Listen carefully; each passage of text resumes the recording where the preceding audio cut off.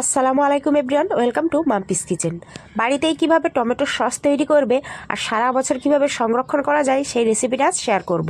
প্রথমে 2 কিলো লাল লাল টমেটো নিয়ে নিয়েছি, তারপর দিয়েছি কয়েক টুকরো পেঁয়াজ কুচি, কয়েক টুকরো আদা কুচি, আর দিয়েছি কয়েক টুকরো রসুন, আর দিয়েছি 4টে শুকনো লঙ্কা। তারপর একটা পুটুলির মধ্যে দিয়েছি 4টে এলাচ, 4টে লবঙ্গ, আর দিয়েছি 2টো কাঠ আর 1 চামচ জিরে। তারপর এটাকে ভালো করে ফুটিয়ে নেব, একদম পানি ছাড়াই। খুব সুন্দর করে যখন গলে যাবে টমেটোটা, তখনই ঠান্ডা করে নিয়ে মিক্সিতে পেস্ট করে নিয়ে এইভাবে ছাঁকনির সাহায্যে ছেঁকে নেব।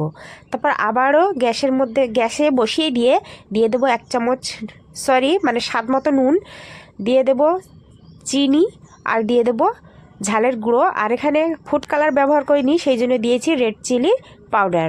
তারপর দিয়ে দিলাম ভিনিগার। অবশ্যই ভিনিগারটা দিতে হবে, তা না হলে সারা বছরের জন্য সংরক্ষণ করা যাবে না। আর অলরেডি ফুল রেসিপিটা আমি আপলোড করে দিয়েছি, তোমরা অবশ্যই সেখান থেকে দেখে নিও। তারপর 2 চামচ কর্নফ্লাওয়ার গুলে এটাকে দিয়ে দিলাম। তারপর বেশ কিছুক্ষণ নাড়াচাড়া করে নিলেই হয়ে যাবে ঘন। তারপর এইভাবে একটা পাত্রে দিয়ে দেবে। তারপর দেখতেই পাবে আস্তে আস্তে যখন গড়িয়ে আসবে, তখনই ভাববে যে এটা আমাদের রেডি।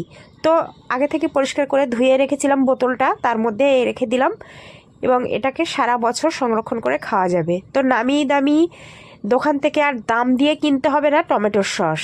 তো বাড়িতেই বানিয়ে ফেলো। রেসিপিটা ভালো লাগলে লাইক, কমেন্ট, শেয়ার।